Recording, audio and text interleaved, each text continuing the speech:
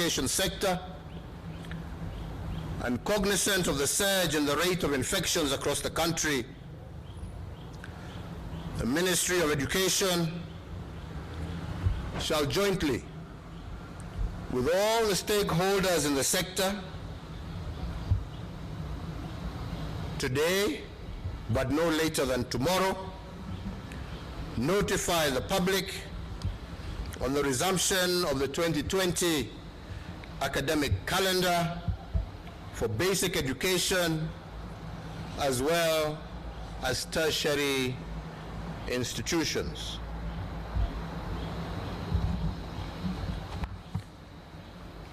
Number 5, that conscious that movement of people is in itself a catalyst for the spread of the disease, there shall be no movement of public transport vehicles into and out of areas previously under cessation of movement restrictions without the public transport providers being compliant with all protocols developed by the Ministry of Health. To operate public service vehicles, the operators will require mandatory certification from the Ministry of Health in consultation with the Ministry of Transport.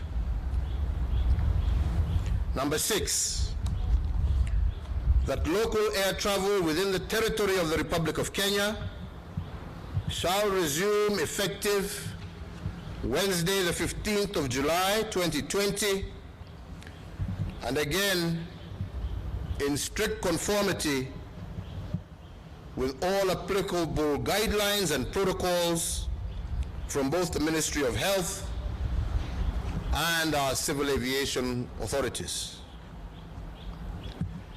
Number 7, that international air travel into and out of the territory of the Republic of Kenya shall resume effective the 1st of August 2020, once again in strict conformity with all protocols from the Ministry of Health, local as well as international civil aviation authorities, and any additional requirements applicable at the ports of departure, arrival, or transit. Number 8, that the prohibition against social and political gatherings of whatever nature is extended for a further period of 30 days. Number 9, that the restriction of the operation of bars to takeaway only and the restriction of the number of persons who can attend weddings and funerals is extended for the further period of 30 days.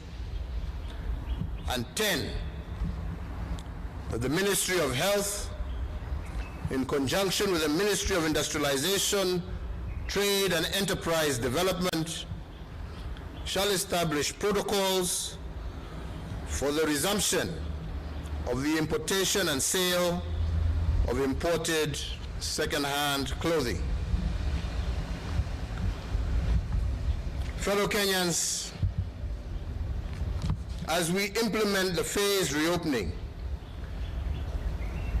I remain alive to the economic and social challenges facing our country. We know that jobs have been lost and some businesses have closed and many livelihoods endangered. And this, unfortunately, is the sorry state of affairs across the entire world. But history has taught us that the COVID crisis is not the first health disaster with such enormous economic challenges. There were many more before this one. However, we must all be cognizant that those who overcame previous disasters and finished on top did so by first changing their mindsets. Put differently, it is not enough for the government to pump resources into the economy using stimulus instruments, as we have been doing.